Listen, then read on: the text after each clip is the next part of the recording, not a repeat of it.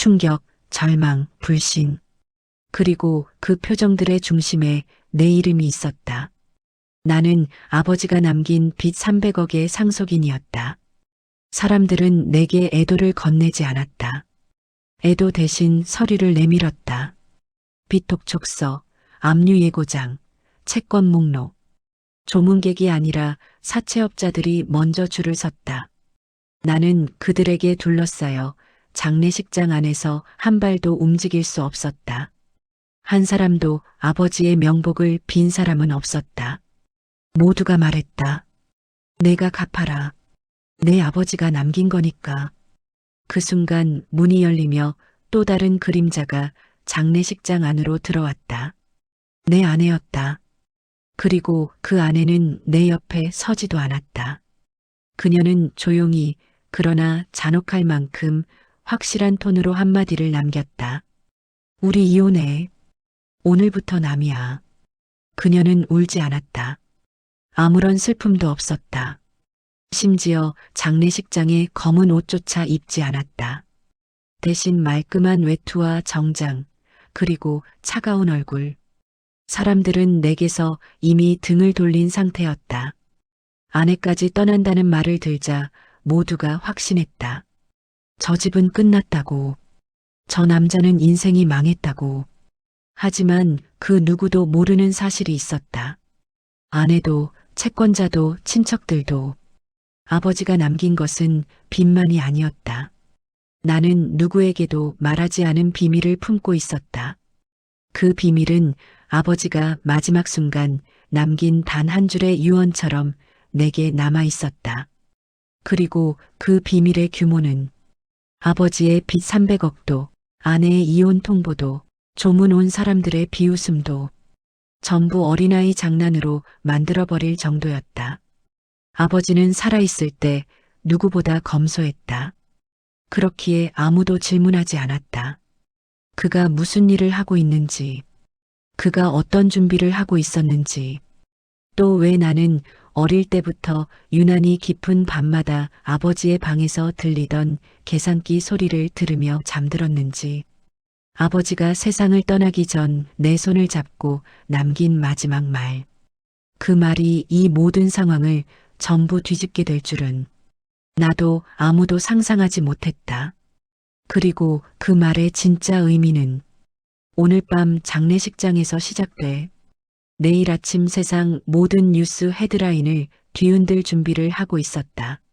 내가 숨겨온 900억의 존재와 함께 장례식장의 공기는 차갑고 무거웠다. 사람들은 조문을 온 것이 아니라 구경을 온 것과 같았다. 누가 더 비참해졌는지 확인하려는 눈빛, 누가 더 무너졌는지 비교하려는 속삭임. 그 중심에 내가 있었다. 아버지가 남긴 빚 300억은 이미 소문이 났다. 친척들은 내 뒤에서 손가락질을 했다. 딸이 잘못해서가 아니라 아버지가 평생 모은 돈이 아무것도 아니라는 사실을 알게 돼 자기들 손에 들어올 유산이 없다는 것에 더 불만을 표했다. 나는 조문 카펫을 밟는 발소리마저 무겁게 느껴졌다. 한 걸음 한 걸음이 내 인생의 파산을 확인시키는 소리 같았다.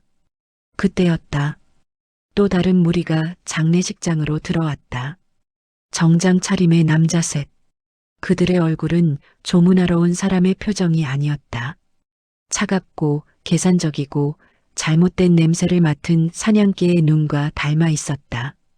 그들은 내 앞에 서자 기다렸다는 듯 서류 뭉치를 내밀었다. 빚독촉서, 강제 집행 예고 통지, 압류 예정 목록, 고인께서 남기신 채무입니다. 상속인께서 확인하시죠. 나는 아무 말도 할 수 없었다. 아버지는 왜 이런 짐을 남겼을까? 내가 평생 모아도 갚을 수 없는 금액을. 그러나 내 심장은 조용히 다른 이유로 두근거리고 있었다. 아버지가 남긴 마지막 말. 죽기 전날 찾아와 손을 꼭 잡고 말하던 그 목소리가 지금 내 귀에 다시 반복되고 있었기 때문이다. 아버지는 말했다. 세상에 드러난 것만 믿지 말라고. 겉으로 보이는 숫자와 이름 뒤에는 늘 또 다른 의도가 숨겨져 있다고. 그리고 아버지는 자신이 무엇을 하고 살아왔는지 단 한 번도 정확히 설명하지 않았다.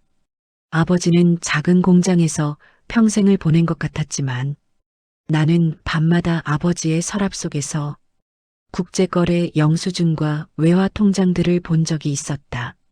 어린 나는 그 의미를 몰랐지만 지금은 그것이 어떤 신호였는지 이해할 수 있었다.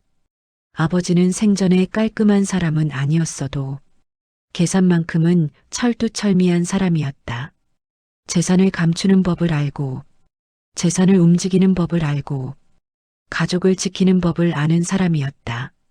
내게 마지막으로 남긴 말도 그와 관련이 있었다. 나는 누구에게도 말하지 않았지만 아버지가 돌아가시기 전 그가 내게 남긴 단 한 문장은 잊을 수가 없었다.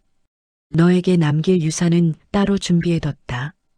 그리고 마지막 순간에야 보일 것이다. 그 말을 들었을 땐 이해하지 못했다. 하지만 지금 장례식장에서 벌어지는 모든 상황은 그 말의 의미를 천천히 드러내고 있었다. 사람들은 나를 비웃었고, 아내는 이혼을 통보했고, 채권자들은 내 앞에 줄을 섰지만 그 누구도 몰랐다.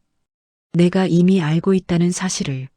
아버지가 세상에서 가장 교활한 방식으로 자신의 마지막 의도를 숨겨왔다는 것. 나는 속으로 조용히 중얼거렸다. 그래도 괜찮다고. 아버지의 빚 300억이 아무 의미 없게 되는 순간이 곧 도착할 거라고. 하지만 그 순간은 누구보다 내 아내에게 가장 잔인하게 다가올 것이다. 아버지가 남긴 진짜 유산이 그녀가 떠나겠다고 말한 다음 날, 나와 함께 세상 밖으로 드러날 예정이었으니까. 장례식장 한쪽 구석에서는 작은 실랑이가 벌어지고 있었다. 조용히 눈을 감고 있던 아버지의 영정 앞에서 누군가는 촛불을 올리고 누군가는 고개를 숙였지만 그 가운데에도 불편한 시선은 언제나 내게 향해 있었다. 사람들은 내 얼굴만 봐도 속삭였다. 저 집은 끝났다. 저 딸은 인생이 무너졌다. 저 빚을 어떻게 갚을까? 결국 집도 팔리고 가족도 흩어지겠지. 나는 내가 진짜로 무너진 표정을 짓길 바라는 사람들 사이를 지나 조용히 빈 의자에 앉았다. 머리가 울리고 손이 떨렸지만 무너져서는 안 된다는 강한 끌림이 있었다.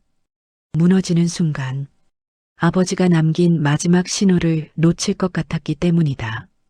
아버지가 돌아가기 전 그는 거의 의식을 잃은 상태에서도 내 손을 붙잡고 계속해 같은 말을 반복했다. 나를 믿지 말라. 겉으로 드러난 모든 것을 의심하라. 모든 답은 하나로 이어진다. 그 마지막 화살표만 찾으면 된다. 그 말은 퍼즐 조각처럼 내 머릿속에 자리 잡고 있었다. 그리고 그 퍼즐은 장례식장에서 벌어지는 모든 일이 결코 우연이 아니라는 것을 알려주고 있었다. 한편 아버지의 관을 지키던 상조의 직원들이 나를 불렀다. 나는 천천히 다가갔다. 그들은 내게 작은 검은 상자를 건넸다. 아버지가 생전에 미리 맡겨놓은 것이란다. 작고 얇은 상자 하나. 하지만 그것을 받아드는 순간 설명하기 힘든 기운이 있었다. 아버지의 손때가 묻어있는 듯한 묵직함. 그 안에 무엇이 들어있는지 몰라도 내 인생의 방향을 완전히 뒤집을 무언가라는 느낌이 들었다. 상자를 열어보려는 찰나 또 다른 목소리가 내 이름을 불렀다. 내 아내였다. 장례식장 복도를 가로질러 걸어오는 그녀는 이미 마음이 떠난 사람의 표정이었다. 그녀는 내 옆으로 와 말없이 상자를 내려다보았다. 그리고 피식 비웃음이 섞인 목소리로 말했다. 설마 저 안에 돈이라도 있다고 생각하는 거야. 내 아버지가 죽기 전 집에 남긴 건 빚뿐이야. 우리도 이미 망했어. 나는 대답하지 않았다. 대답할 필요도 없었다. 내가 말하지 않아도 곧 세상이 알게 될 테니까. 하지만 그녀는 내 침묵을 인정으로 착각했다. 아내는 조금 더 가까이 다가와 내 눈을 똑바로 바라보며 말했다. 그러니까 이혼해. 지금이라도 너와 같이 무너질 생각 없어. 내 아버지가 만든 지옥에 같이 빠질 이유가 없어. 그녀의 말이 끝나자 장례식장 안은 더 차갑게 식었다. 아버지의 영정 앞에서 이혼 통보를 받는 장면은 누구에게나 자극적인 볼거리가 되었던 것 같다. 사람들은 모두 속으로 고개를 끄덕였다. 저렇게라도 떠나는 게 맞다고. 누가 저 집에 남아 있으려고 하겠냐고. 그러나 정작 그들은 몰랐다. 내 아내가 떠나는 이 순간이 그녀의 인생에서 가장 후회할 선택이 될 것을. 나는 상자를 품에 안고 자리에서 일어났다. 아버지를 마지막으로 바라보고 조용히 고개를 숙였다. 그리고 마음속으로 말했다. 아버지, 약속대로 해볼게. 당신이 숨겨놓은 숫자와 흔적들, 내가 다 찾아내 볼게. 그리고 나를 떠나겠다고 말한 사람에게 당신이 남긴 진짜 마지막 인사를 보여줄게. 그 마지막 인사가 300억의 빚 뒤에 숨겨진 900억의 유산이라는 사실을 아직 아무도 모른 채. 장례식장은 다시 조용히 숨을 죽였다. 상자를 품에 안고 장례식장 뒤편 작은 방으로 들어갔다. 조문객들의 시선이 멀어지자 비로소 숨을 고를 수 있었다. 나는 테이블 위에 상자를 올려놓고 조심스럽게 양손으로 뚜껑을 열었다. 상자는 오래된 종이 냄새와 함께 천천히 열렸다. 그 안에는 낡은 수첩 하나가 들어 있었다. 단지 그것뿐이었다. 아무리 뒤져봐도 보석도 통장도 금고 열쇠도 없었다. 겉으로 보이는 것은 초라할 만큼 단순한 수첩 한 권. 사람들은 이걸 보고 아버지가 남긴 건 아무것도 없다고 했겠지. 하지만 나는 알 수 있었다. 이 수첩은 평범한 일기장이 아니라 아버지가 인생 내내 지키던 마지막 기록이라는 것을. 손끝으로 표지를 넘겼다. 첫 장에는 단 한 줄만 적혀 있었다. 진짜 재산은 흔적을 남기지 않는다. 흔적을 남기는 건 가짜뿐이다. 심장이 천천히 뛰기 시작했다. 아버지의 말투였다. 늘 정확하고 단단하고 숨이 길었다. 나는 페이지를 넘겼다. 국가 이름과 날짜, 숫자들이 불규칙하게 적혀 있었다. 유럽, 중동, 동남아, 남미. 그리고 그 옆에 적혀 있는 거대한 금액들. 처음에는 의미를 몰랐다. 하지만 페이지마다 반복되는 패턴을 보고 나는 직감적으로 알 수 있었다. 아버지는 평생을 공장에서 보낸 사람이 아니었다. 그는 해외 기업들 사이를 오가며 숨겨진 자금을 관리하는 사람이었다. 겉으로는 아무것도 가진 것처럼 보였지만 실제로는 거대한 돈의 흐름 한가운데 있었다. 그 돈은 누군가에게 맡겨진 것일 수도 있고 어딘가로 흘러가야 할 자금일 수도 있었다. 하지만 어느 순간부터 그 흐름의 일부가 아버지의 손에 머무르게 된 것이다. 그리고 그는 그 사실을 평생 누구에게도 말하지 않았다. 심지어 나에게도. 나는 손가락으로 페이지 사이를 더듬었다. 그때 수첩의 맨 뒤에서 흘러나오듯 접힌 종이가 한 장 떨어졌다. 좁은 종이를 펼치자 거기에는 4개의 숫자와 한 줄의 메모가 적혀 있었다. 이 숫자를 찾는 사람이 내 진짜 가족이다. 숫자는 계좌번호도 비밀번호도 아닌 어디서 본 듯한 배열이었다. 하지만 아직은 완전히 이해되지 않았다. 아버지가 남긴 퍼즐은 단순한 금융 기록이 아닌 그가 살아온 모든 순간의 흔적이었다. 그 순간 문이 벌컥 열렸다. 아내가 서 있었다. 그녀의 눈은 이미 상자와 수첩을 보고 있었다. 뭐 하는 거야? 아직도 희망이라도 있는 줄 알아. 내 아버지가 남긴 빚이 얼마인지 알아. 우린 이미 끝난 사람들이야. 그만 현실을 봐. 그녀의 목소리는 점점 커지고 말끝에는 조바심이 섞여 있었다. 당장 떠나겠다던 사람치고는 이 작은 상자가 지나치게 신경 쓰이는 듯했다. 나는 수첩을 닫고 아내를 바라봤다. 정말로 떠날 거야. 지금 이 순간에. 아내는 잠시 멈칫했다. 그리고 다시 차갑게 말했다. 그래. 나는 이제 너와 아무 관계 없어. 내 아버지가 남긴 빚을 같이 짊어질 이유도 없어. 그리고 저딴 상자 들여다본다고 변하는 건 아무것도 없어. 나는 고개를 끄덕였다. 그래. 지금은 변하는 게 없지. 하지만 곧 상황은 완전히 뒤집힌다. 900억이라는 숫자가 눈을 뜨는 순간 모든 관계가 뒤집힌다. 특히 떠난 사람들에게 가장 잔인하게. 아내는 문을 닫고 나가버렸다. 발걸음은 빠르고 표정은 다급했고 그녀는 자신이 후회할 선택을 내리고 있었다. 나는 상자 속 수첩을 다시 품에 넣고 자리에서 일어났다. 아버지가 남긴 단서와 아버지가 숨긴 마지막 비밀, 그 둘을 연결하는 실마리가 지금 내 손 안에 있었다.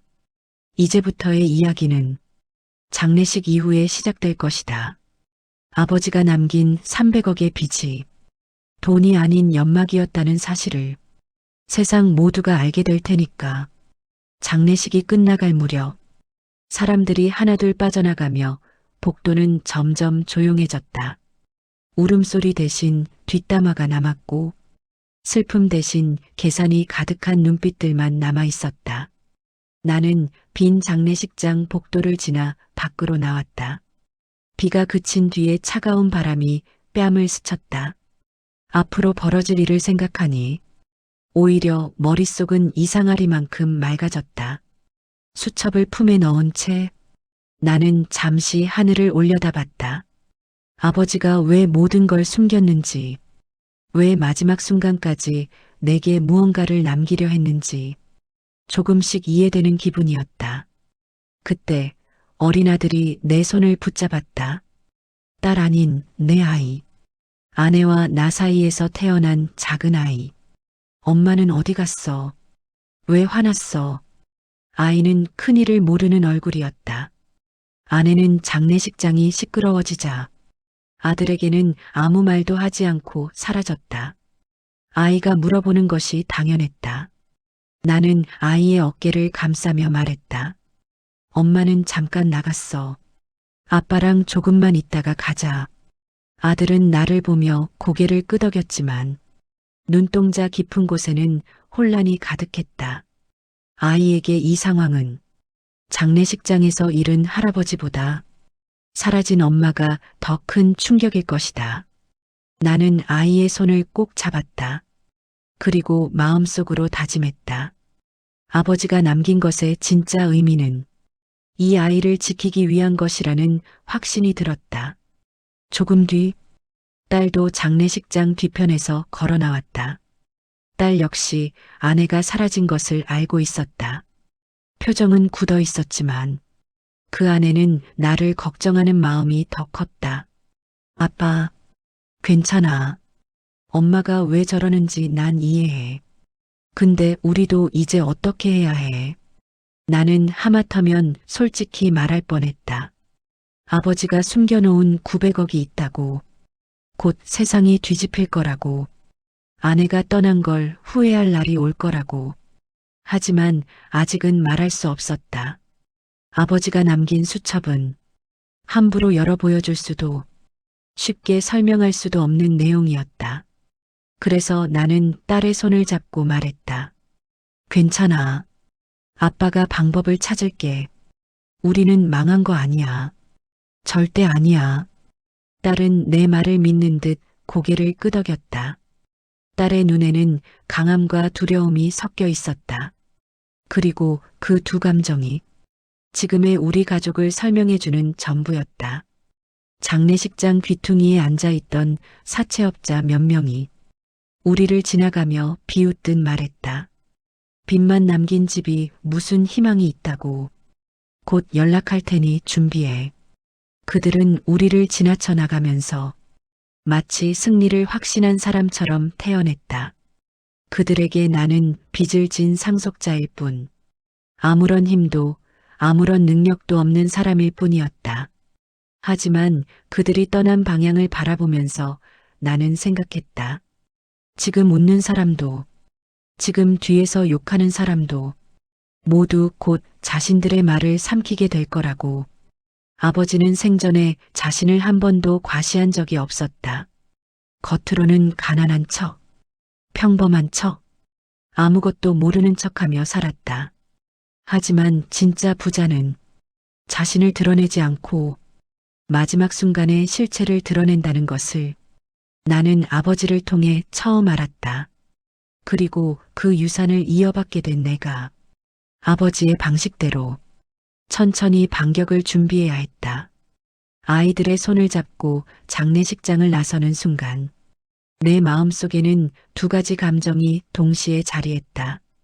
한쪽에는 300억의 빚을 떠안은 사람으로 바라보는 세상의 시선, 다른 한쪽에는 아버지가 남긴 수첩 속 900억의 흔적이 내 손 안에 있다는 확신. 진짜 이야기는 지금부터 시작이었다. 장례식장을 빠져나온 뒤 나는 아이들과 함께 집으로 돌아가지 않았다. 아내가 떠난 뒤 빈집에 들어가는 것은 아이들에게도 나에게도 나쁜 선택이었다. 나는 차를 몰아 근처 찻집에 들어갔다.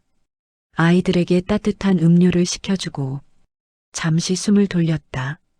창밖에는 회색 하늘이 낮게 깔려 있었고 비에 젖은 도로는 반짝였다. 아이는 핫초코를 손으로 감싸주며 말했다. 아빠, 이제 우리 어떻게 되는 거야? 집도 뺏기는 거야. 딸도 조용히 내 쪽을 바라보고 있었다. 두 눈에는 눈물이 가득 고여 있었지만 어른처럼 울지 않으려고 입술을 꽉 깨물고 있었다. 나는 그 모습이 가슴을 찔렀다. 아이들이 두려워하는 이유는 아내가 떠났기 때문이 아니라 앞으로 무슨 일이 일어날지 그 누구도 제자리에서 말해주지 않기 때문이었다. 나는 두 아이의 손등을 번갈아 잡아주며 말했다. 아빠가 지킬게. 아무도 우리 집을 뺏을 수 없어. 우린 생각보다 훨씬 괜찮은 상황에 있어. 딸이 작은 목소리로 물었다. 정말이야. 우리가 망한 게 아니야. 나는 조용히 고개를 끄덕였다. 아빠가 말하는 거면 진짜야. 아빠는 아무 말이나 하지 않아. 아이는 그 말을 듣고 숨을 길게 내쉬었다. 눈물은 흘렀지만 얼굴에는 안도감이 스며들었다. 하지만 그 순간 찻집 밖에서 누군가 우리를 지켜보고 있었다. 정장을 입은 남자 2명. 그들은 나를 똑바로 바라보며 서로 귓속말을 나누고 있었다. 나는 그들이 누군지 금세 알 수 있었다. 장례식장에서 내게 서류를 내밀던 사채업자들의 일원이었다. 그들은 우리 가족의 동선을 따라다니며 운신을 제안하고 상황을 압박하려는 것이었다. 나는 아이들에게 말했다. 아빠 잠깐 전화 좀 하고 올게. 여기서만 기다려. 두 아이를 앉혀두고 나는 찻집 밖으로 나갔다. 남자들은 내가 다가가자 마치 기다렸다는 듯 미소를 지었다. 따님하고 조카는 잘 있습니까? 빚이 큰 만큼 미리 준비해 두시는 게 좋을 텐데요. 나는 차갑게 말했다. 당신들 미성년자 있는 자리까지 찾아오지 말라고 했지. 그리고 장례식장에서 협박하듯 행동했으니 법적 조치도 가능해. 남자들은 피식 웃었다. 좋죠. 근데 그 전에 빚 갚는 게 먼저 아닙니까? 가족을 위해서라도. 나는 더 이상 말할 필요가 없다고 느꼈다. 이 사람들에게는 말로 설명해도 의미가 없었다. 그들은 내가 진짜로 가진 것이 무엇인지, 아버지가 남긴 것이 무엇인지 전혀 모른 채 그저 눈앞의 숫자만 바라보는 사람들일 뿐이었다. 나는 그들의 옆을 지나치며 짧게 말했다. 조만간 다시 보자. 오늘과는 다른 표정으로 만날 수도 있으니까. 남자들은 그 말이 무슨 의미인지 알지 못한 채 그저 웃고 있었다. 그들의 비웃음은 내 뒷모습에 박히며 더욱 단단한 결심으로 이어졌다. 찻집 안으로 다시 들어오자 두 아이는 나를 향해 달려왔다. 아이는 내 팔을 붙잡고 물었다. 아빠, 저 사람들이 또 뭐라고 했어? 우리를 괴롭히는 거야. 나는 아이의 머리를 쓰다듬으며 말했다. 걱정하지 마. 아빠가 해결할 거야. 할아버지가 남긴 걸 찾기만 하면 우린 더 이상 위협받지 않아. 그 말이 끝나자 딸이 조심스럽게 물었다. 할아버지가 남긴 거, 그게 대체 뭐야? 수첩에 적힌 게 뭐길래? 엄마도 그렇게 화난 거야. 나는 잠시 고민했다. 아이들에게 모든 걸 말할 수는 없었다. 아버지가 남긴 건 단순한 재산이나 돈이 아니라 위험이 될 수도 있는 비밀과 연결된 흔적이었기 때문이었다. 그래서 나는 아이들에게 이렇게 말했다. 할아버지가 우리를 지키려고 남긴 거야. 그걸 찾으면 우린 다시 시작할 수 있어. 엄마도 언젠가는 이해할 날이 올 거야. 아이들은 그 말에 고개를 끄덕이며 내 손을 꼭 잡았다. 나는 창밖의 흐린 하늘을 바라보았다. 아버지가 남긴 수첩은 단순한 유산이 아니었다. 그곳에는 900억의 실체로 이어지는 첫 번째 퍼즐 조각이 들어 있었다. 그리고 그 퍼즐을 완성하는 순간 우리 가족의 삶을 뒤흔든 모든 힘의 균형이 완전히 뒤집힐 것이다. 찻집에서 나온 우리는 다시 차에 올랐다. 아이들은 뒷좌석에서 조용히 창밖을 바라보았다. 차 안은 적막했지만 그 침묵 속에서 나는 아버지가 남긴 수첩의 무게를 계속 느끼고 있었다. 집으로 바로 갈까 고민했지만 나는 핸들을 돌려 전혀 다른 방향으로 향했다. 아버지가 평생 드나들던 오래된 창고, 그곳에 답이 있을 것 같았다. 창고는 도심 밖 외진 곳에 있었다. 평생 장난감 가게 하나 운영하던 아버지가 왜 이 창고를 따로 가지고 있었는지 한 번도 질문해 본 적이 없었다. 지금 생각하면 그 무심함이 참 후회됐다.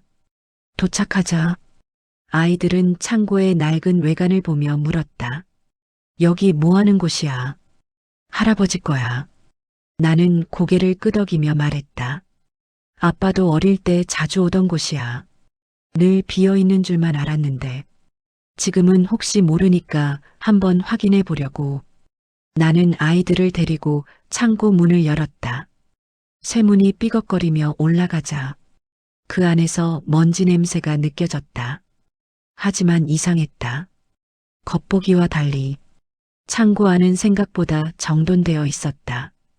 벽에는 오래된 상자들이 가지런히 쌓여 있었고 작은 금고 하나가 구석에 자리하고 있었다. 나는 금고를 보며 숨을 삼켰다. 아버지가 숨긴 비밀의 조각이 저 안에 있을지도 모른다는 예감이 들었다. 아이들은 호기심 가득한 눈으로 금고를 바라보았다. 딸이 말했다. 저거 영화에 나오는 금고 같아. 비밀번호도 있어. 나는 수첩을 꺼냈다. 아버지가 맨 뒤 종이에 적어둔 숫자. 도무지 무슨 의미인지 알 수 없던 그 배열. 혹시라도 하는 마음에 금고 앞에 서서 숫자판에 손을 얹었다. 아버지는 직접적인 힌트를 주지 않는 사람이었다. 무엇이든 스스로 찾게 만들었고 정답에 가까워질수록 방해가 아닌 작은 실마리만 남겼다. 나는 종이를 다시 펼쳐 적힌 숫자를 천천히 금고에 입력했다. 첫 번째, 두 번째, 세 번째, 네 번째. 금고는 잠시 조용했다. 아무 반응도 없었다. 잠시 후 딸이 조심스럽게 물었다. 혹시 다른 번호 아니야? 할아버지 숫자 잘못 본 거 아닐까? 나는 금고를 바라보며 말했다. 아니야. 아버지가 남긴 숫자는 의미 없는 게 없어. 분명 뭔가 있어. 나는 다시 종이를 바라봤다. 숫자는 4개의 숫자 아래에 작은 화살표가 그려져 있었다. 화살표가 가리키는 방향. 그 의미를 깨닫는 순간 나는 다시 숫자판을 눌렀다. 방향키였다. 아버지는 숫자와 방향을 묶어 정확한 순서를 숨긴 것이었다. 나는 손끝을 조금 더 천천히 움직였다. 숫자, 방향, 멈춤, 확인. 그리고 덜컥 금고 자물쇠가 미세하게 움직이는 소리가 들렸다. 아이들은 숨을 멈췄다. 나도 가슴이 철렁 내려앉을 만큼 긴장감을 느꼈다. 금고 문을 천천히 열었다. 그 안에는 두꺼운 서류 봉투 하나와 외국은행 로고가 찍혀 있는 통장 5개가 들어 있었다. 나는 봉투를 먼저 잡았다. 손에 닿는 순간 너무 가벼워서 당황스러웠다. 내용물이 종이 몇 장뿐이라는 것을 손끝으로 느낄 수 있었다. 하지만 문제는 그 종이의 의미였다. 봉투를 열자 안에는 아버지의 필체로 적힌 한 장의 메모가 있었다. 너는 가난한 사람의 눈으로 세상을 보고 자랐다. 이제는 반대로 부자의 눈으로 세상을 바라봐라. 이 금고의 내용은 시작일 뿐 진짜는 아직 찾지 않았다.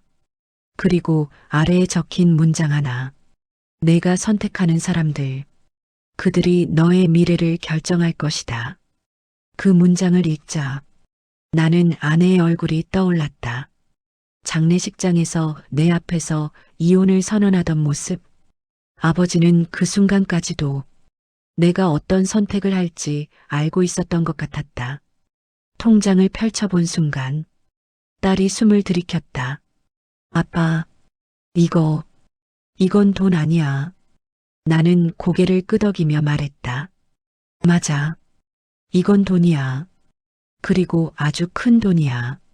지금은 액수가 빈 칸처럼 보이지만 코드가 있는 계좌야.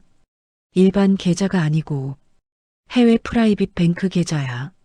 아이들은 무슨 말인지 잘 이해 못했지만 내 얼굴이 더 이상 장례식장의 그 표정이 아니라는 것만은 알 수 있었다. 나는 다시 수첩을 꺼내 금고에서 나온 통장들과 비교했다. 그리고 깨달았다. 수첩의 숫자들, 나라별로 적힌 금액들, 그리고 날짜들.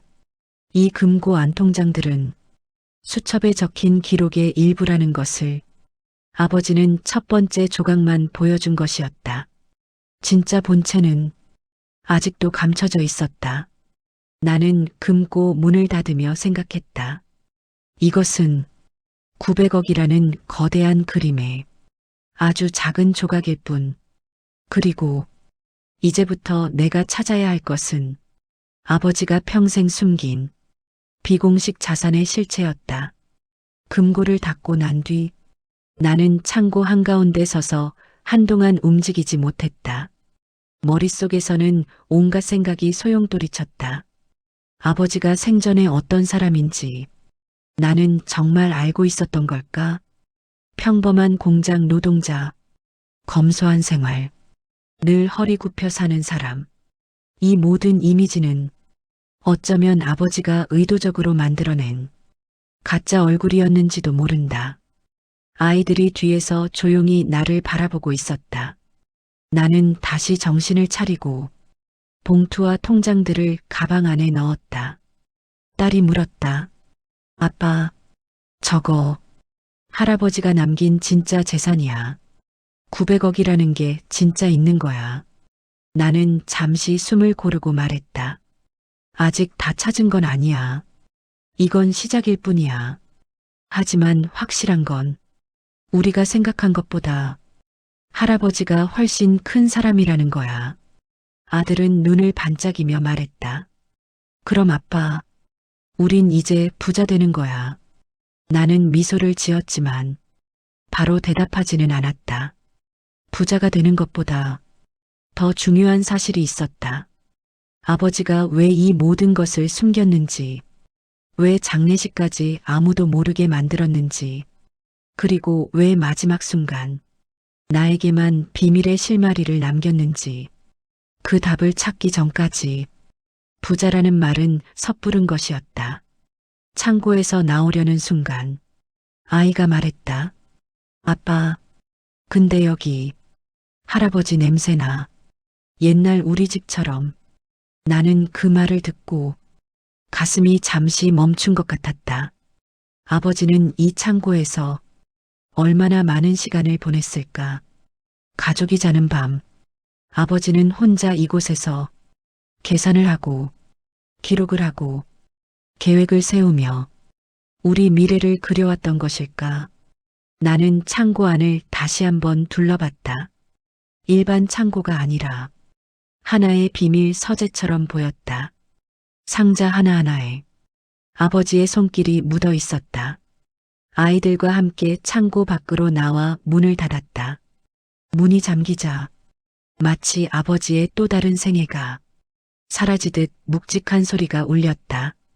차로 돌아가는 길, 딸이 말했다. 아빠, 이 모든 걸 엄마가 알게 되면 다시 돌아오려고 할 것 같아. 나는 순간 걸음을 멈췄다. 그 말은 나도 생각하고 있었다. 아내는 장례식장에서 차갑게 이혼을 말했지만 그 이면에는 평생 계산하고 움직이던 그녀의 습성이 있었다. 돈이 사라지면 떠나고 돈이 나타나면 돌아오는 사람. 아버지는 그런 사람을 이미 오래전부터 경계했다. 아버지가 메모에 남긴 문장이 떠올랐다. 내가 선택하는 사람들, 그들이 너의 미래를 결정한다.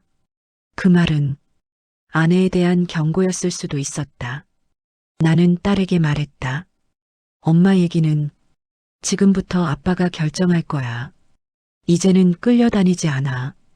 우리는 아빠가 지킬 거야. 아이들은 나를 믿는 눈빛을 보냈다.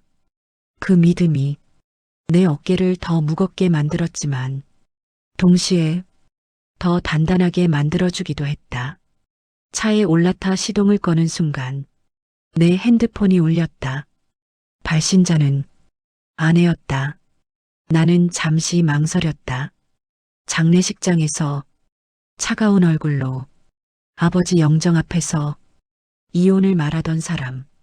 지금 이 전화는 어떤 이유로 걸려온 것일까? 후회인가? 계산인가? 아니면 이미 내가 금고를 열었다는 사실을 어디선가 들은 것일까? 아이들은 조용히 나를 지켜보고 있었다. 나는 천천히 통화를 받았다. 여보, 어디야? 아내의 목소리는 장례식장에서의 그것과 달랐다. 떨려 있었고 불안이 묻어 있었다. 나는 짧게 대답했다. 왜? 아내는 조용히 숨을 들이마시고 말했다. 우리 잠깐 만날 수 있을까? 얘기할 게 있어. 중요한 얘기야. 나는 답하지 않았다. 그때 수첩 속 아버지의 마지막 메모가 다시 떠올랐다. 진짜는 아직 찾지 않았다. 이 전화 역시 아버지가 남긴 퍼즐의 일부일까? 나는 천천히 입을 열었다. 그러면 너 먼저 말해. 무슨 얘기인데? 아내는 잠시 침묵했다. 그리고 마치 결정적인 한 방을 준비한 사람처럼 낮은 목소리로 말했다. 지금 당장 말할 순 없어. 직접 보면 알 거야. 내 아버지, 그 사람이 남긴 게 너만 받은 게 아니야.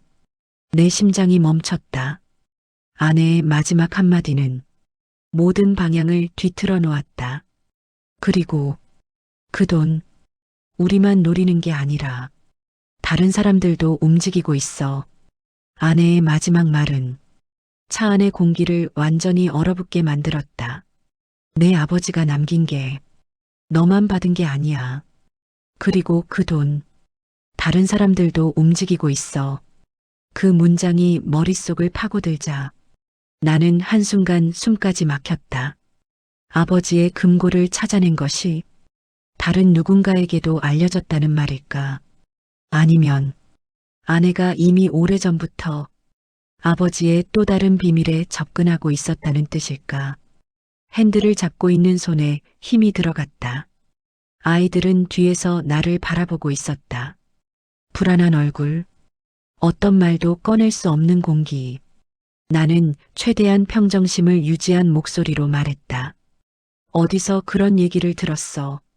무슨 뜻인지 정확히 말해. 아내는 즉답을 피했다. 대신 떨리는 목소리로 말했다. 말로 설명하기 어려워. 나도 확실히 아는 건 아니고 단서만 있어. 근데 그 단서가 위험해 보여. 그러니까 제발 지금만큼은 나를 믿고 나와줘. 믿으라니. 아버지의 영정 앞에서 이혼을 선언하고 떠난 사람이 이제 와서 믿으라고. 나는 대답 대신 긴 침묵을 택했다. 아내는 서둘러 말을 덧붙였다. 지금 오해할 수도 있어. 근데 나도 그동안 그 사람한테서 이상한 연락을 받았어. 너희 가족 말고 다른 누군가가 아버지 재산을 추적하는 것 같아. 다른 누군가. 그 말이 가장 불안했다. 장례식장에서 나를 노려보던 사채업자들, 아버지의 오래된 사업 파트너, 혹은 아내가 모르는 또 다른 사람들, 머릿속에서 가능한 경우의 수가 폭발적으로 늘어났다. 나는 조용히 물었다. 그 사람이 누군데? 누가 너한테 연락했어? 아내는 숨을 삼켰다. 전화로만 연락해. 번호도 계속 바뀌고 절대 이름을 말하지 않아. 근데 너에 대해 너무 잘 알아. 우리 가족에 대해서도 너무 잘 알고. 나는 차창 밖을 바라봤다. 비가 다시 떨어지고 있었다. 실내 등에 반사된 빗물이 차 안으로까지 번져오는 것 같았다. 아내는 계속 말했다. 그리고 오늘 장례식장에도 왔어. 나랑 눈이 마주쳤는데 그 사람이 나한테만 웃었어. 그 말은 모든 상황을 전혀 다른 차원으로 끌어올렸다. 아내가 두려워 떠나는 것이 아니라 누군가의 그림자에 압박받고 있었다면 그건 단순한 탐욕이 아니라 불안에서 비롯된 행동일 수도 있었다. 나는 묻지 않을 수 없었다. 그래서 지금 와서 왜 나한테 연락한 거야? 뭘 바라는데? 아내는 한참 동안 대답하지 않았다. 그리고 결국 가장 인간적인 목소리로 말했다. 솔직히 그 사람 무서워. 그리고 너 혼자서 이걸 감당하면 큰일 날 것 같아. 나도 처음엔 그냥 내 아버지 빚이 무서워서 떠난 건데 지금은 상황이 너무 복잡해졌어. 아내의 목소리 뒤에서 작은 흐느낌이 섞여 있었다. 장례식장에서의 강한 모습과 달리 지금 아내는 어딘가 몰린 사람의 목소리였다. 나는 묻고 싶었다. 이제 와서 후회하는 건지 아니면 진짜로 나와 아이들을 걱정하는 건지. 하지만 지금은 감정 싸움을 할 때가 아니었다. 중요한 건 아버지의 재산 문제를 나 말고도 추적하거나 노리는 사람이 여럿 존재한다는 사실. 아버지는 대체 어떤 사람들과 얽혀 있었던 걸까? 나는 천천히 입을 열었다. 좋아. 어디서 보자. 직접 듣고 판단할게. 아내는 안도의 숨을 내쉬었다. 고마워. 진짜 너 혼자라면 위험할 것 같아서 지금은 서로 돕는 게 맞아. 나는 짧게 말했다. 장소는? 아내는 바로 대답했다. 예전 우리가 살던 옛 아파트 단지. 사람 많은 곳이 좋아. 나도 혼자 있긴 무서워. 나는 고개를 끄덕였다. 알았어. 금방 갈게. 통화를 끊자. 차 안의 공기가 다시 무겁게 가라앉았다. 딸이 조용히 물었다. 아빠, 엄마가 뭐라고 해? 무슨 일 생긴 거야? 나는 뒤를 돌아보았다. 아이들이 불안함에 떨고 있었다. 엄마랑 잠깐 얘기 좀 하고 올 거야. 너희는 여기서 기다릴래. 아빠가 바로 돌아올게. 딸은 머뭇거리다 말했다. 아빠, 근데 느낌이 이상해. 엄마가 뭔가 숨기는 것 같아. 나는 아이의 손을 잡았다. 아빠도 알아. 그래서 지금 만나러 가는 거야. 그리고 걱정하지 마. 우린 이제 절대 당하는 입장이 아니야. 차문을 잡고 내리려는 순간 수첩 속 아버지의 메모가 다시 떠올랐다. 진짜 유산은 아직 찾지 않았다. 그 말은 단순히 돈을 뜻하는 게 아니었다. 지금처럼 누군가가 움직이고 누군가가 감추고 누군가가 진실을 뒤덮는 상황. 아버지는 이미 이런 혼란을 알고 있었던 걸까? 나는 빗속으로 발을 내딛었다. 그리고 옛 아파트 단지로 향하는 순간 문득 아버지가 떠나기 전 남긴 마지막 말이 전혀 다른 의미로 들리기 시작했다. 옛 아파트 단지에 도착했을 때 비는 더 굵어져 있었다. 가로등 불빛 아래로 떨어지는 빗방울들이 마치 공중에서 흩어지는 파편처럼 보였다. 습한 바람이 얼굴에 닿자 긴장감이 한층 더 뚜렷하게 몸에 스며들었다.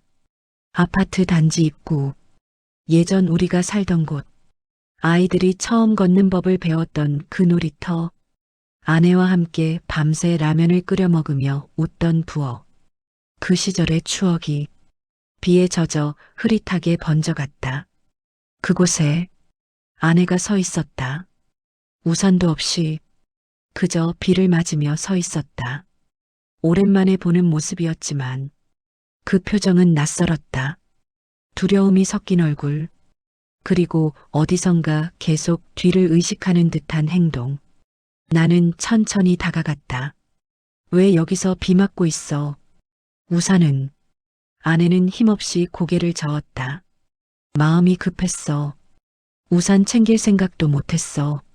그리고 지금은 그게 문제가 아니야. 나는 주변을 살폈다. 아파트 단지는 조용했지만 어딘가 누군가 숨어 있는 듯한 느낌을 지울 수 없었다. 말해. 누가 너한테 연락했는데. 아내는 주변을 또 한 번 둘러보고 내 가까이로 다가와 낮은 목소리로 말했다. 너희 아버지하고 연관된 사람이야. 그 사람, 아버지의 죽음에 뭔가 이상한 점이 있다고 했어. 나는 말없이 아내를 응시했다. 아버지의 죽음. 그것은 병이 악화된 자연스러운 수순이었다고 모두가 믿고 있었다. 무슨 말인지 제대로 말해봐.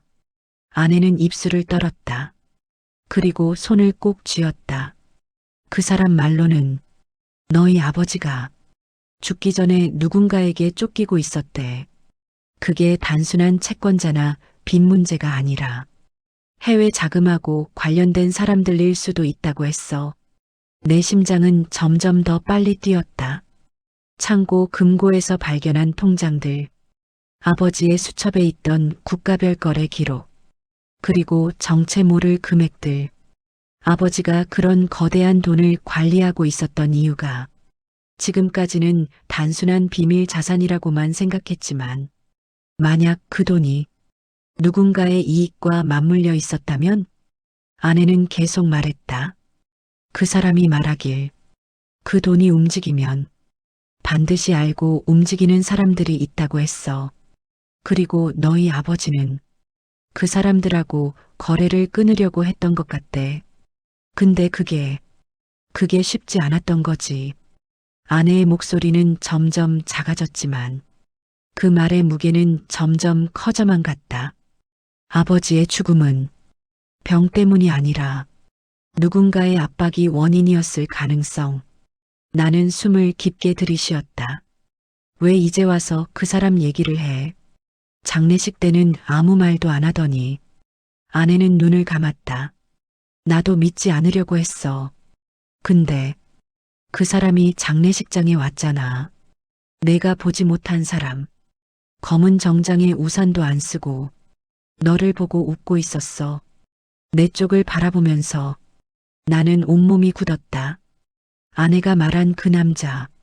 나도 봤다. 장례식장 한쪽에서 우리 가족을 지켜보던 눈빛. 하지만 그때는 사채업자라고만 생각했다. 이제 보니 전혀 다른 종류의 무리일 수도 있었다. 아내는 두 손을 떨며 말했다. 그리고 그 사람이 금고 얘기도 했어. 내가 찾기 전에 이미 알고 있었던 것처럼 말했어. 금고 안에 뭐가 있는지 그걸 찾는 순간 내가 위험해질 수 있다고 했어. 나는 다시 아버지의 수첩을 떠올렸다. 그 메모들, 그 복잡한 숫자들, 마지막 장에 적힌 미분류의 기록들.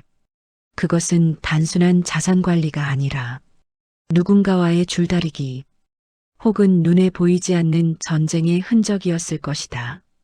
나는 아내에게 물었다. 그 사람이 지금 어디 있어? 너한테 왜 연락한 거고? 왜 너를 노리는 건데? 아내는 입술을 깨물었다. 그 사람은 내가 금고를 열면 둘 중 하나라고 했어. 진실을 찾으러 나아가거나 모든 걸 잃을 준비를 하거나. 그 말은 아버지가 수첩에 적어두었던 문장과 묘하게 닮아 있었다. 진짜는 아직 찾지 않았다. 나는 생각했다. 누가 아버지의 수첩을 원할까? 누가 통장들을 노릴까? 누가 아버지의 뒤를 쫓았을까? 아내는 내 얼굴을 바라보며 말했다. 우리 지금 위험한 상황인가? 아이들도. 아이. 그 말에 나는 정신이 번쩍 들었다. 차에 남겨둔 아이들. 나는 숨이 턱 막히며 아내의 어깨를 붙잡고 말했다. 너 여기 있어. 아무데도 가지 말고. 혹시라도 모르는 사람 오면 도망쳐. 절대 따라가지 마. 아내는 놀란 눈으로 물었다. 왜? 무슨 일인데? 나는 이미 아파트 단지 밖으로 뛰어가고 있었다. 심장이 미친 듯이 뛰고 있었다. 모든 근육이 비명을 지르고 있었다. 그리고 머릿속 탁한 공기를 가르는 단 하나의 생각. 아이들, 내 아이들. 내가 차를 세워둔 그곳에 지금 누군가 있을 수도 있다. 그 누군가가 아버지를 추적했던 사람이라면, 금고를 노리는 사람이라면, 아내가 말했다는 그 이름 없는 사람이라면, 나는 비를 가르며 어둠 속으로 뛰었다. 나는 어둠 속을 미친 듯이 뛰었다. 길바닥에 튀는 빗물이 신발과 바지를 적셨지만 그럴 시간조차 없었다. 머릿속에는 한 가지 생각만 울렸다. 아이들, 내 아이들을 지켜야 한다. 비가 쏟아지는 거리 위로 차들이 지나가며 물보라를 일으켰지만 나는 그것도 보이지 않았다. 심장은 터질 듯 뛰고 숨소리는 빗소리에 묻혀 사라질 만큼 거칠었다. 차가 세워진 곳이 보이기 시작했다. 멀리서도 그 실루엣이 보였다. 하지만 차 주변에는 내가 떠날 데 없던 그림자가 하나 있었다. 검은 우산 아래 한 남자가 서 있었다. 나는 그 자리에서 멈추지 않았다. 오히려 더 빠르게 달렸다. 와! 내가 소리치자 남자의 얼굴이 천천히 돌아왔다. 낯선 얼굴. 하지만 장례식장에서 본 그 차가운 눈빛과 묘하게 닮아 있었다. 남자는 우산을 내려놓았다. 그 아래에서 드러난 얼굴에는 단 한 조각의 감정도 없었다. 그는 차창 쪽으로 고개를 돌렸다. 내 아이들을 바라보는 듯한 시선. 나는 거의 비명을 지르다시피 외쳤다. 꺼져. 내 아이들한테서 떨어져. 그 남자는 천천히 걸음을 떼며 내 쪽으로 다가오기 시작했다. 한 걸음, 또 한 걸음. 마치 빗속에서 천천히 부풀어 오르는 그림자처럼 그의 존재가 점점 커져갔다. 나는 차에 도착하자마자 문을 열었다. 나와 딸과 아들은 놀란 얼굴로 나를 바라봤다. 눈에는 눈물이 고여 있었고 입술은 떨리고 있었다. 딸이 울먹이며 물었다. 아빠, 저 사람, 왜 여기 있어? 아까부터 우리를 보고 있었어. 그 말이 내 등골을 차갑게 훑고 지나갔다. 그 남자는 이미 아이들 근처에 있었다는 의미였다. 내가 뛰어오는 동안 그는 조용히 차 주변을 배회하고 있었던 것이다. 나는 아이들을 끌어안고 말했다. 괜찮아. 아빠가 있어. 아무도 너희한테 손 못 대. 그 순간 남자가 내 앞에서 멈췄다.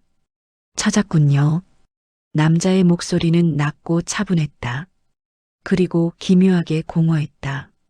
나는 몸으로 아이들을 뒤로 감싸며 말했다. 너 누구야? 왜 우리를 따라다녀? 남자는 고개를 약간 기울였다. 마치 내 말을 유심히 분석하는 사람처럼. 당신 아버지가 남긴 건 당신만의 것이 아닙니다. 그리고 당신은 지금 잘못된 문을 열었어요. 그 말에 나는 본능적으로 아버지의 수첩을 떠올렸다. 금고에서 나온 통장, 그리고 그 안에 적힌 숨겨진 메모들, 그 모든 조각이 지금 내 앞에 이 남자와 연결된 것 같은 기분이 들었다. 아버지가 무슨 일을 했는지 아세요? 남자의 질문은 단순한 호기심이 아니었다. 마치 내가 모르는 답을 이미 알고 있는 사람의 말투였다. 나는 차갑게 말했다. 그건 너랑 상관없는 일이고 우리 가족 문제야. 그러니까 당장 꺼져.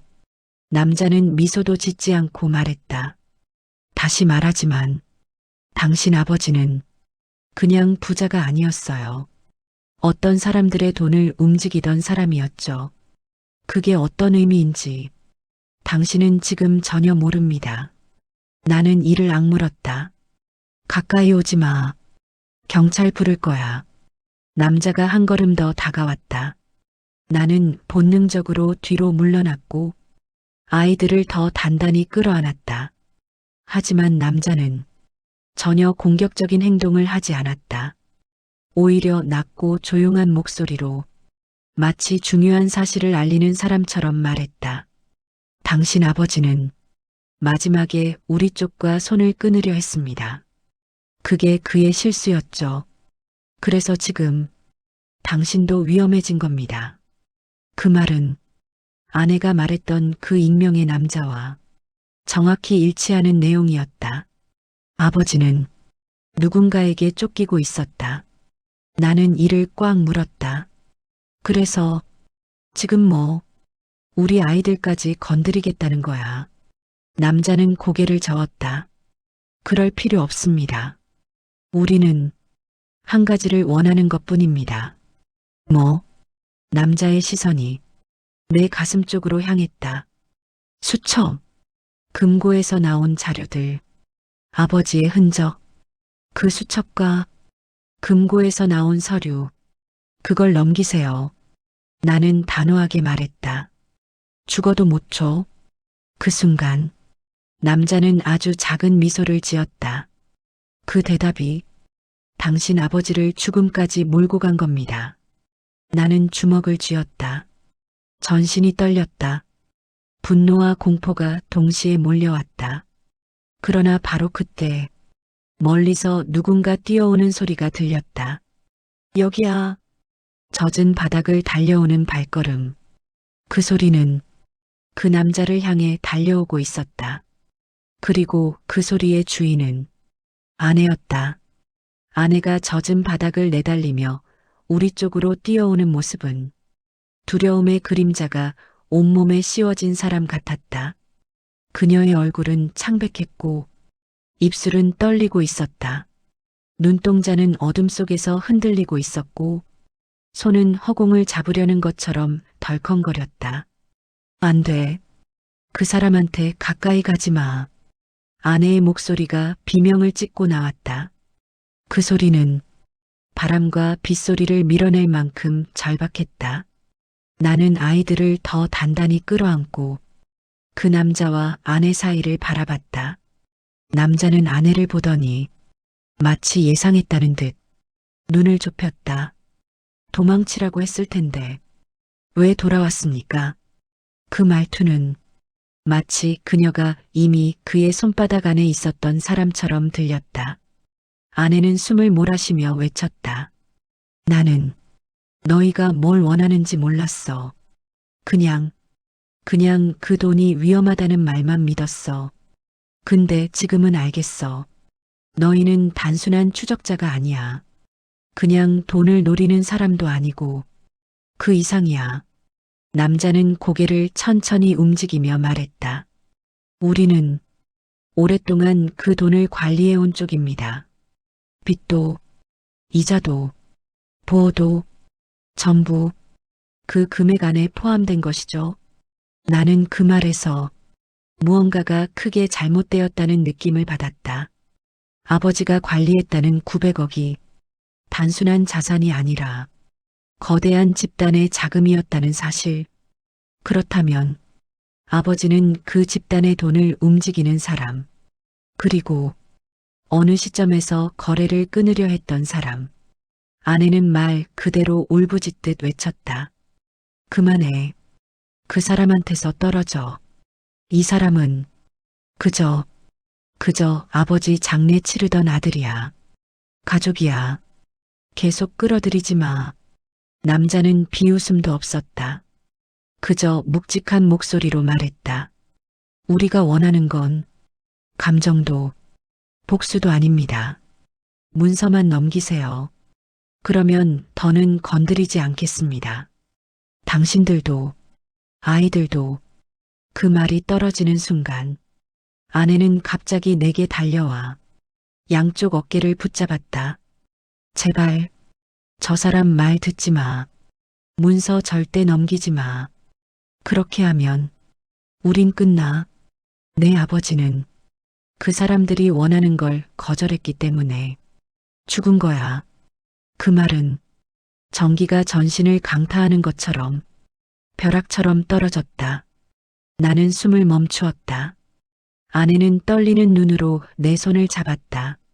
나도 그 사실을 장례 끝나고 알았어. 너한테 말하지 못한 건 너한테도 위험이 올까봐.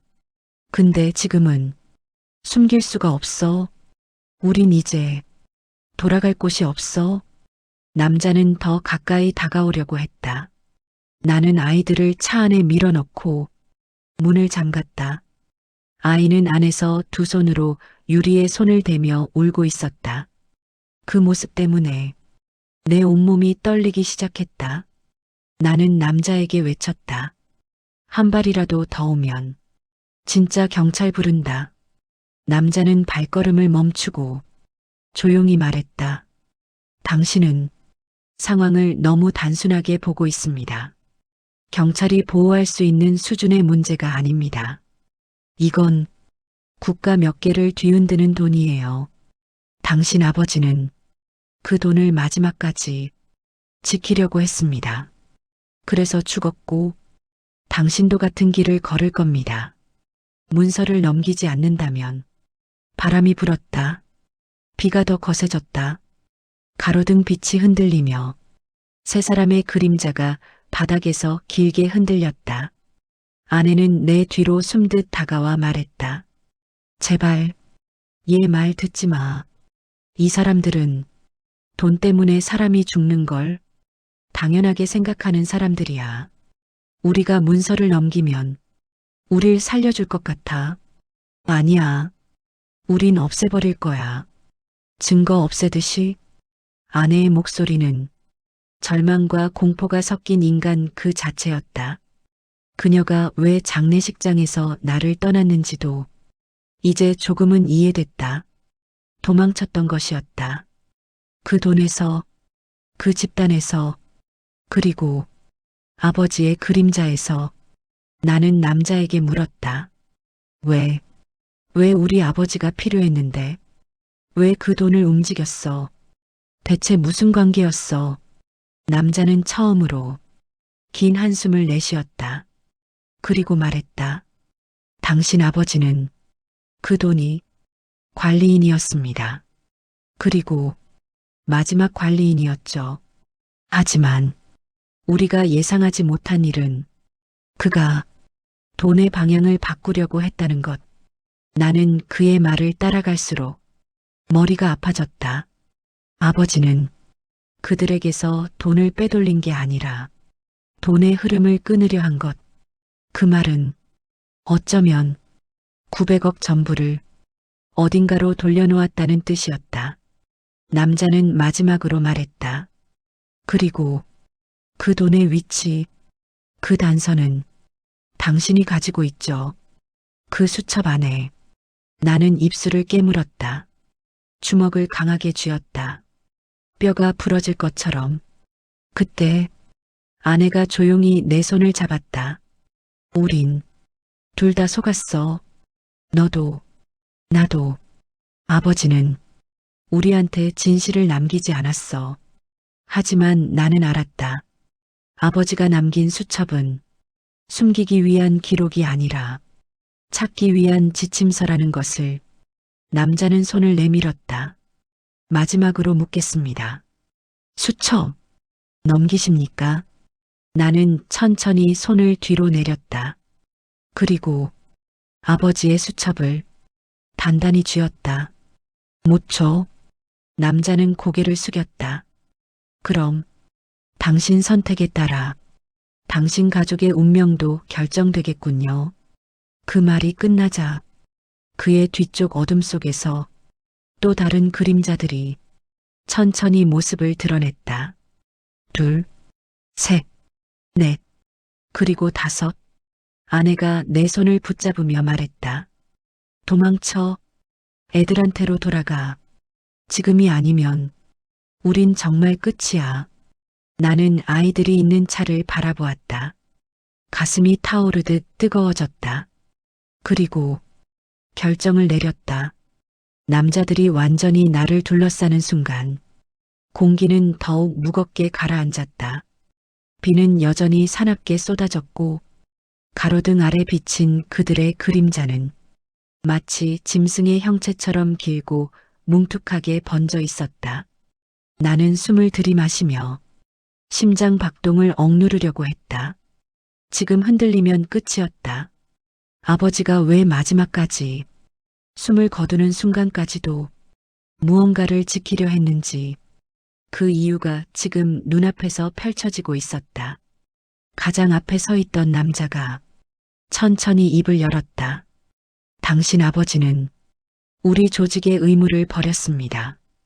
그는 마지막 관리인이었고 그 관리인이 사라졌다면 그 임무는 당신에게 넘어오는 겁니다. 나는 비웃듯 말했다. 나는 너희와 아무 상관없어. 아버지가 만든 일이라면 그건 아버지 문제일 뿐이야. 내 가족은 건드리지 마. 남자는 고개를 흔들었다. 우리가 따라간 건 당신 가족이 아닙니다. 그들이 위험해지는 건 당신 때문입니다. 당신이 그 수첩을 쥐고 있기 때문입니다. 그들은 한 걸음 한 걸음 동시에 다가왔다. 어둠 속에서 짐승들이 포식자를 밀어내듯 서서히 그러나 끝내 확실하게. 나는 그들을 바라보며 손에 쥐고 있는 수첩을 더 꽉 움켜쥐었다. 그럼 왜 아버지를 그냥 두지 않았지? 왜 죽게 만들었어? 남자는 표정 하나도 바꾸지 않고 말했다. 그는 우리의 돈을 멈추려 했습니다. 흐름을 끊고 어딘가에 숨기고 우리가 찾지 못하게 만들었죠. 아버지가 왜 말을 아꼈는지, 왜 평생을 검소하게 살았는지, 왜 그 수첩 한 권에 모든 것을 기록했는지, 그 모든 조각들이 지금 이어지고 있었다. 남자의 말이 계속됐다.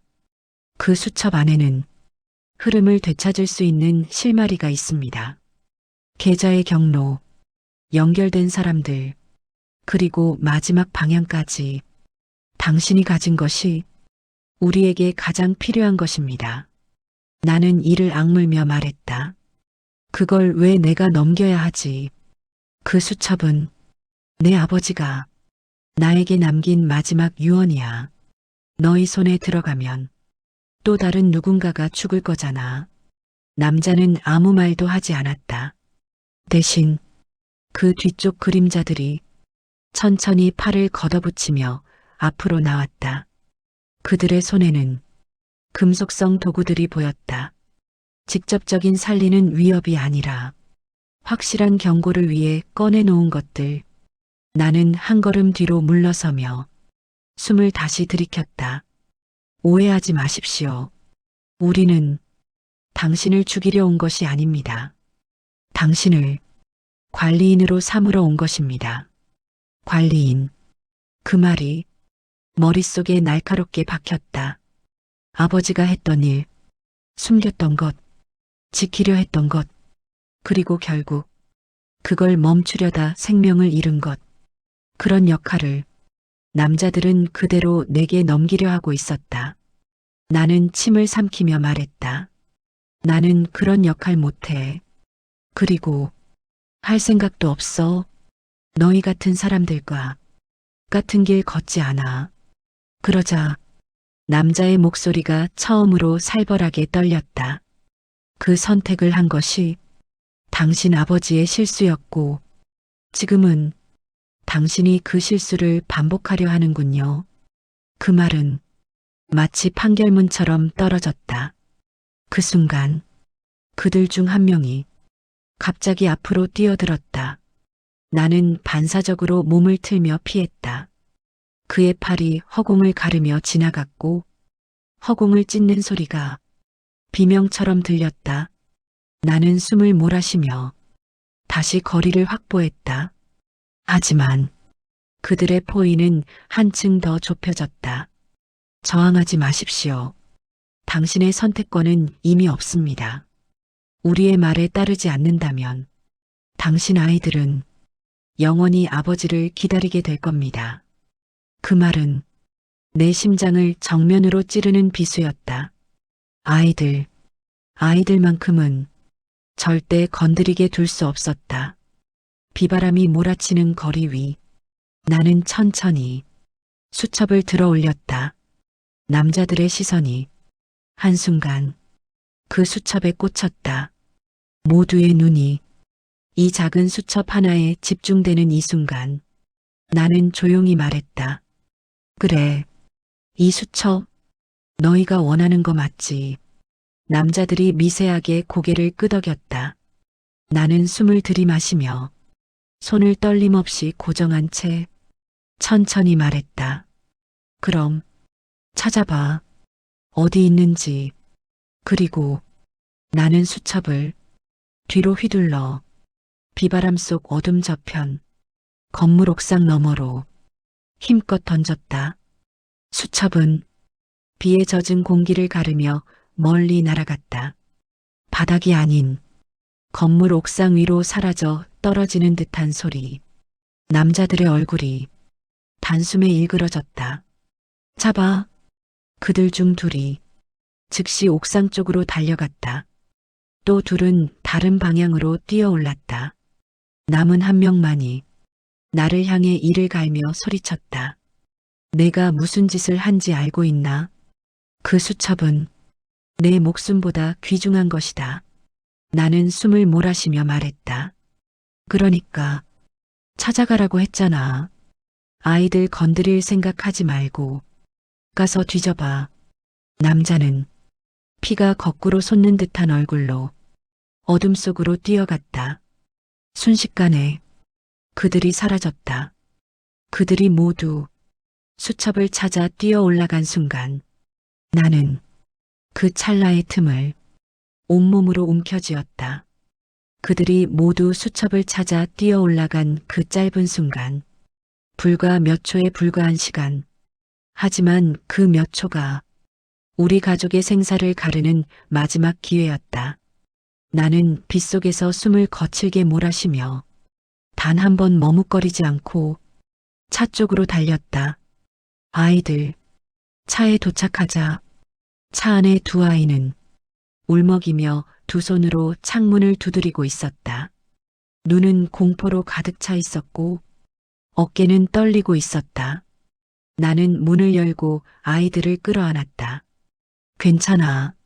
아빠 왔어. 이제 괜찮아. 딸은 아버지의 옷깃을 붙잡고 울음을 터뜨렸다. 아빠 무서웠어. 저 사람들이 계속 밖에서 우리를 보고 있었어. 아들은 떨리는 목소리로 말했다. 아빠, 저기 저 검은 옷 사람 또 올 것 같아. 나는 아이들의 등을 꾹 감싸며 말했다. 아빠가 지켜. 절대 아무도 너희에게 손 못 대. 그러니까 빨리 가자. 그때 뒤에서 아내의 목소리가 들렸다. 잠깐만. 나는 돌아보았다. 아내는 비를 맞으며 숨을 헐떡였다. 몸은 젖어 있었고 손은 떨렸지만 그 눈동자만큼은 아까보다 훨씬 단단해져 있었다. 그 수첩, 정말 옥상에 있는 거야? 나는 짧게 대답했다. 아니, 수첩은 여기 있어. 나는 가슴 안쪽, 젖은 셔츠 속에서 수첩을 꺼내 보여주었다. 아내는 숨을 멈춘 채 수첩을 바라봤다. 그럼 방금 던진 건? 나는 빙그레 웃으며 말했다. 그 돌멩이. 아내의 눈이 크게 흔들렸다.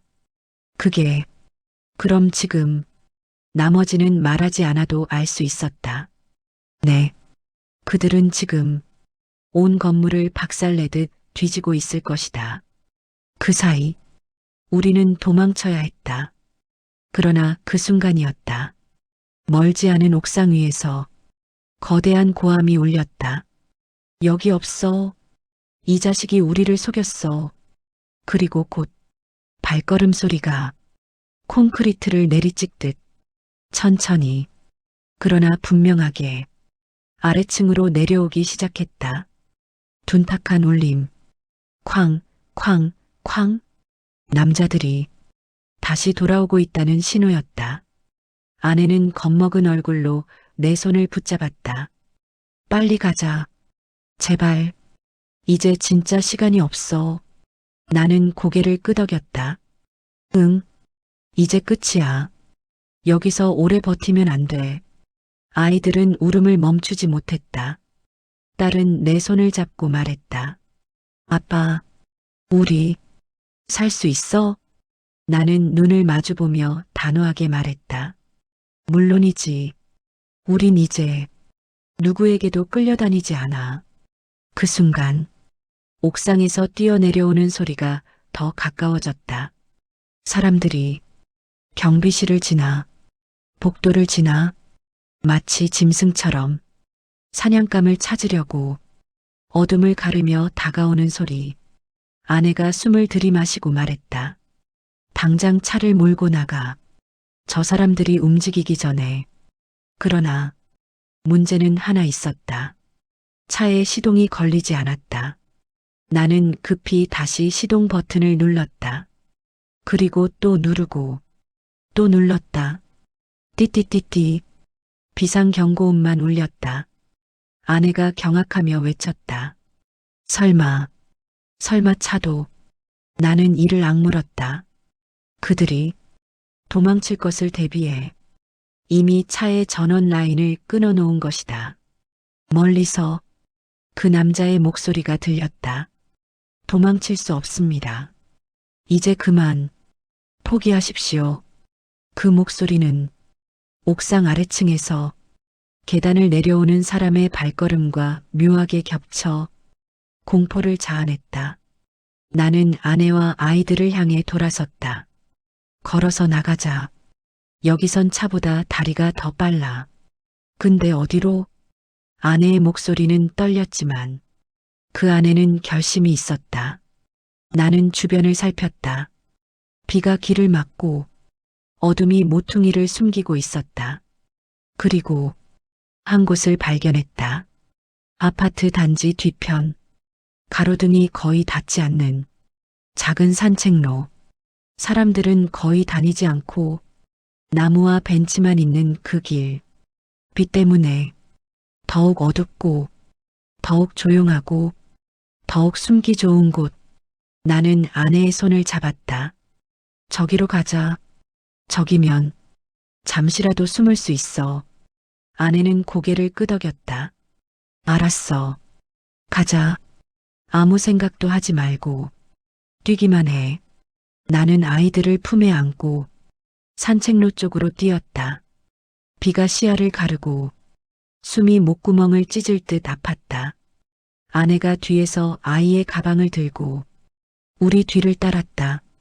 그때 건물 안에서 남자들의 외침이 들려왔다. 뒤쪽으로 갔다. 막아. 그 순간 비에 젖은 바닥 위로 여러 그림자가 우리 쪽으로 향해 달려오기 시작했다. 나는 아이들을 더 단단히 안고 비명을 지르듯 외쳤다. 뛰어. 그리고 우리는 어둠 속 산책로로 숨을 삼키듯 달려 들어갔다. 우리는 어둠으로 둘러싸인 산책로로 뛰어들었다. 비가 나무 잎을 때리며 흩어졌고 젖은 흙은 발걸음을 미끄러지게 만들었다. 그러나 멈출 수 없었다. 뒤에서 들려오는 발걸음은 점점 더 빠르고 점점 더 가까워지고 있었다. 아내가 헐떡이며 물었다. 저 사람들 계속 따라와? 나는 숨을 몰아쉬며 말했다. 응. 하지만 우린 그 사람들보다 훨씬 더 찾아낼 게 있어. 아이들은 울음을 삼켰으며 손을 서로 꼭 붙잡고 따라왔다. 딸은 뒤를 한번 돌아보고 겁에 질린 목소리로 말했다. 아빠, 저기 빛이 움직여. 나는 고개를 돌렸다. 멀리서 손전등 불빛이 흔들리고 있었다. 그 불빛은 점점 우리를 포위하려는 듯 양옆 산책로 사이로 번져왔다. 아내는 거의 비명을 삼키며 말했다. 안 돼. 저 사람들 길을 나눠서 막고 있어. 나는 주변을 둘러보았다. 양옆은 숲, 앞쪽은 경사진 언덕, 뒤쪽은 조직원들. 우리가 선택할 수 있는 길은 딱 하나뿐이었다. 나는 아이들의 손을 잡고 말했다. 저기 위로 올라가자. 저 언덕만 넘으면 큰 도로다. 사람들 많은 곳까지 나갈 수 있어. 아내도 고개를 끄덕였다. 좋아. 가자. 기다리는 거 없이 바로 올라가. 우리는 경사진 언덕을 향해 달렸다. 발밑은 미끄러졌고 내리는 비 때문에 흙이 흘러내렸다. 하지만 뒤에서는 남자들의 고함 소리가 점점 커졌다. 잡아. 도망 못 가게.